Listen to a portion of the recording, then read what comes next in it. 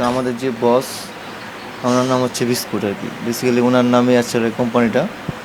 তো আমাদের যাত্রা শুরু হয়েছে হচ্ছে আপনার প্রথম একটা ফোন কাভার দিয়ে।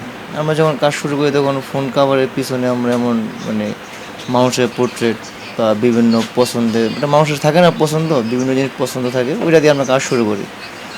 পরবর্তীতে আমরা দেখতে পাচ্ছি যে মানে আমাদের যে ঐতিহ্য রিক্সা, যেটা রিক্সা পেইন্টটা আস্তে আস্তে আপনার বিলুপ্তর পথে প্রায়।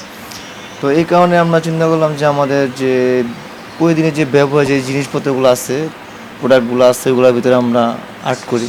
আর্ট করে দেখি মানুষের সাড়া কেমন পাই। তো পরবর্তীতে আমরা শুরু করলাম আর কি আমাদের মানে হোম ডেকোর লাইফ স্টাইলের সব প্রোডাক্টের উপর আমরা রিক্সা পেইন্ট বলেন বা যে কোনো পেইন্টে আমরা রাখি যে যেটা চায়। রিক্সা পেইন্ট হচ্ছে আমাদের থিম আর কি। যেহেতু বিউটি বোর্ডিং হচ্ছে আপনার পুরান বিল্ডিং, এটা হেরিটেজ বিল্ডিং। আর রিক্সা প্রিন্ট হচ্ছে আপনার বাংলাদেশের ঢাকার ঐতিহ্য আর কি।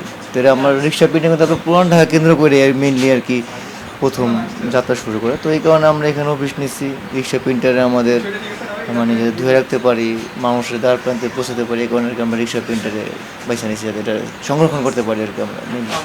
আসলে রাষ্ট্রীয়ভাবে হয়তো অনেক অনুদান দেয়, অনেক ক্ষেত্রে অনেকের দেয়, কিন্তু আসলে আমরা রাষ্ট্রীয় অনুদানের আশায় আসলে আমরা কাজ শুরু করিনি। আমরা হচ্ছে আমাদের নিজ উদ্যোগ থেকে মানে নিজের ইনভেস্টমেন্ট, নিজ উদ্যোগ, নিজ শ্রম দিয়ে আর কি আমরা কাজ শুরু করছি।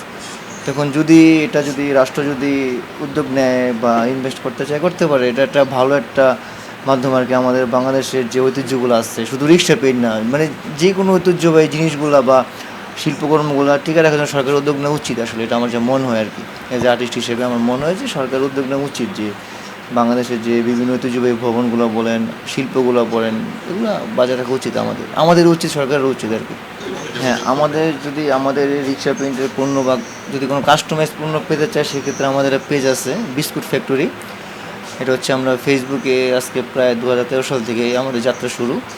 তো ফেসবুকে আমরা আপনার নক দিলে হবে, অথবা আপনারা যদি ইন হাউস নিতে চান বা ফিজিক্যাল ঘুরতে চান আমাদের স্টোরটা, সেক্ষেত্রে আপনার বাংলা বাজার ঐতিহ্যবাহী যে বিল্ডিং আছে বিউটি বোর্ডিংয়ের রুম নাম্বার 27 আমরা আছি আর কি।